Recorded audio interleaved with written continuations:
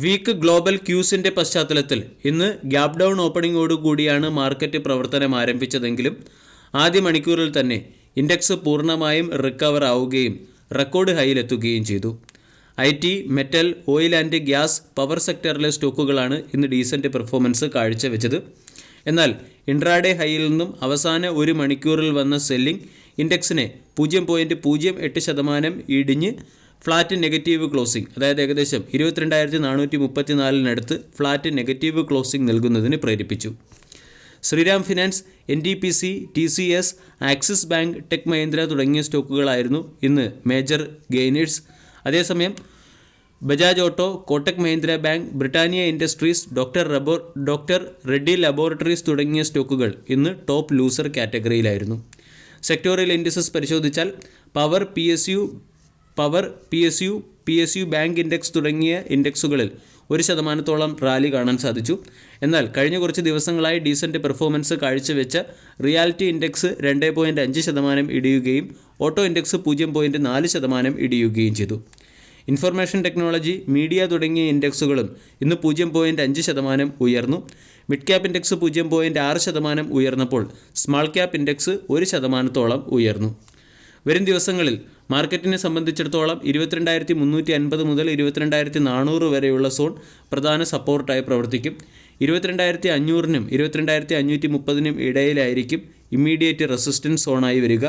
22,530 എന്ന ലെവലിനെ market ഡിസിസീവായി break ചെയ്യുകയാണെങ്കിൽ മാർക്കറ്റിൽ 22,700 മുതൽ 22,800 വരെയുള്ള ലെവൽ ഉടൻ പ്രതീക്ഷിക്കാവുന്നതാണ്. അതുപോലെ തന്നെ 22,350 എന്ന ലെവലിനെ ഡിസിസീവായി ബ്രേക്ക് ചെയ്യുകയാണെങ്കിൽ പിന്നീട് മാർക്കറ്റിൽ ഒരു കറക്ഷൻ വേണം നമ്മൾ പ്രതീക്ഷിക്കാൻ. ബാങ്ക് നിഫ്റ്റിയെ സംബന്ധിച്ചിടത്തോളം 47,280 ഒരു പ്രധാന സപ്പോർട്ടായി പ്രവർത്തിക്കുന്നു. 48,000, 48,280 തുടങ്ങിയ ലെവലുകൾ പ്രധാന റെസിസ്റ്റൻസ് ആണ്. മാർക്കറ്റിൽ ഇപ്പോഴും ബൈ ഓൺ ഡിപ്പ് എന്ന ട്രെൻഡാണ് നിലനിൽക്കുന്നത്. ഇന്നത്തെ ദിവസവും വോളറ്റിലിറ്റി ഇൻഡെക്സ് അല്ലെങ്കിൽ ഫിയർ ഫാക്ടർ 2.4% ഇടിഞ്ഞ് 11.37 എന്ന ലെവലിലേക്ക് എത്തിയിട്ടുണ്ട്. ഇത് മാർക്കറ്റിലെ സ്ട്രോങ് ബൈയിങ്ങിനെ അല്ലെങ്കിൽ ബൈയിങ് ഇൻറ്റൻഷനെയാണ് ഇൻഡിക്കേറ്റ് ചെയ്യുന്നത്.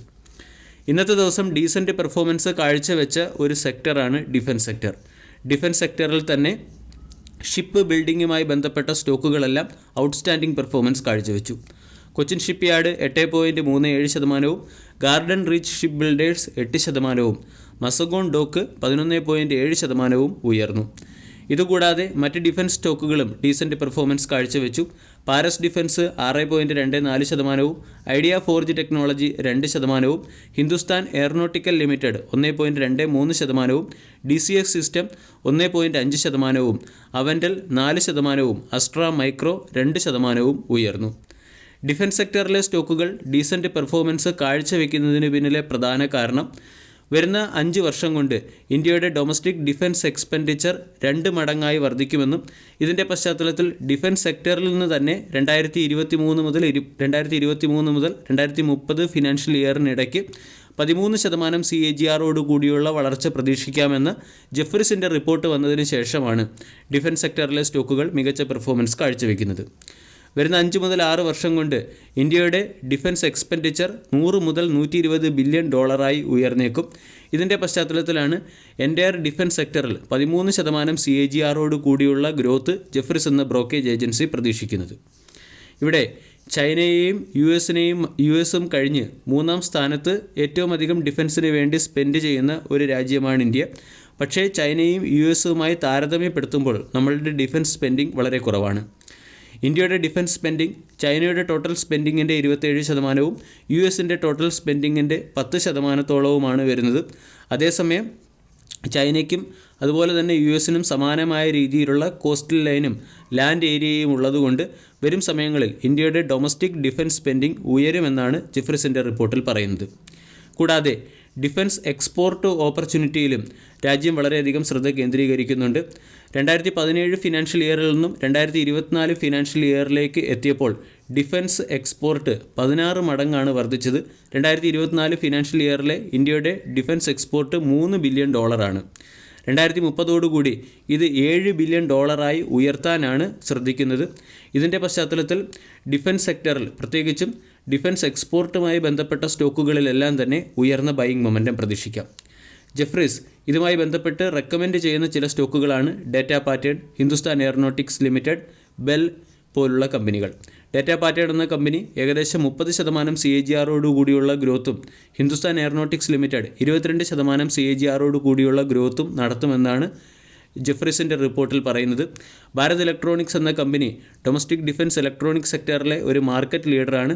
ഈ കമ്പനിയും സ്റ്റഡി ഡിഫൻസ് സ്പെൻഡിങ് ട്രാജക്ടറിയിൽ കൺസിസ്റ്റൻ്റായി മൂവ് ചെയ്തുകൊണ്ടിരിക്കുന്നു. ഇതുപോലെ തന്നെ ബെൽ അല്ലെങ്കിൽ ഭാരത് ഇലക്ട്രോണിക്സ് എന്ന സ്റ്റോക്കിനും ജെഫ്രീസ് എന്ന ബ്രോക്കേജ് ഏജൻസി ബൈ എന്ന റേറ്റിംഗ് നൽകിയിട്ടുണ്ട്. ഇന്ത്യൻ ഡിഫൻസ് എക്സ്പോർട്ടിലും വളരെ വലിയ വർധനവാണ് ഉണ്ടായിരിക്കുന്നത്.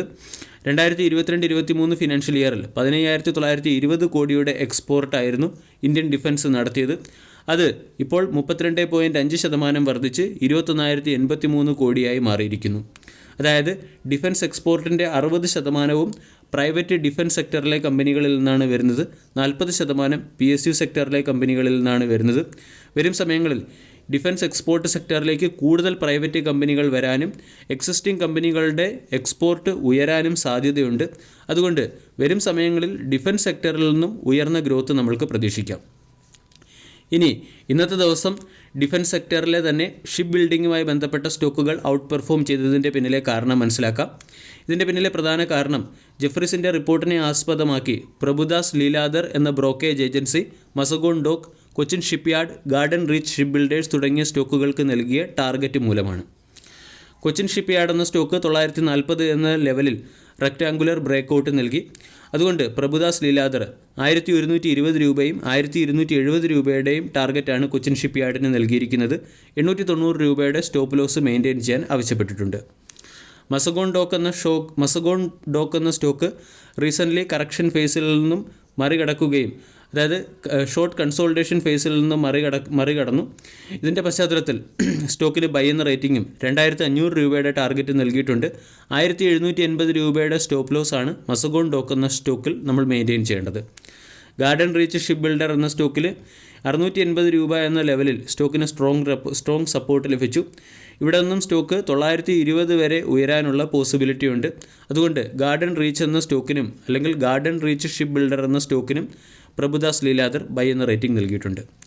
മസഗോൺ ഡോക്ക് 2,500 രൂപയുടെ റെസിസ്റ്റൻസിൽ നിന്നും ഡബിൾ ടോപ്പ് രീതിയിലുള്ളൊരു ബിയറിഷ് ക്യാൻഡിൽ പാറ്റേൺ ഫോം ചെയ്തു. അതിനുശേഷം ഡബിൾ ടോപ്പിൻ്റെ നെക്ക് ലൈനിൽ സ്റ്റോക്കിന് സപ്പോർട്ട് ലഭിക്കുകയും ഇപ്പോൾ 2,233 എത്തുകയും ചെയ്തു. ഇവിടെ നിന്നും 2,500 എന്ന റെസിസ്റ്റൻസിനെ ടെസ്റ്റ് ചെയ്യാനുള്ള പോസിബിലിറ്റി കൂടുതലാണ്. ഈ റെസിസ്റ്റൻസ് ബ്രേക്ക് ചെയ്യുകയാണെങ്കിൽ പിന്നീട് ഏകദേശം 200 മുതൽ 250 പോയിൻറ്റിൻ്റെ അപ്സൈഡ് മസഗോൺ ഡോക്കിൽ പ്രതീക്ഷിക്കാം.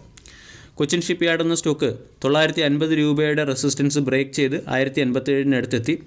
950 എന്ന ലെവലിനെ റീടെസ്റ്റ് ചെയ്യുമ്പോൾ നമ്മൾക്ക് ഈ സ്റ്റോക്കിൽ ഫ്രഷ് പൊസിഷൻ എടുക്കാവുന്നതാണ്.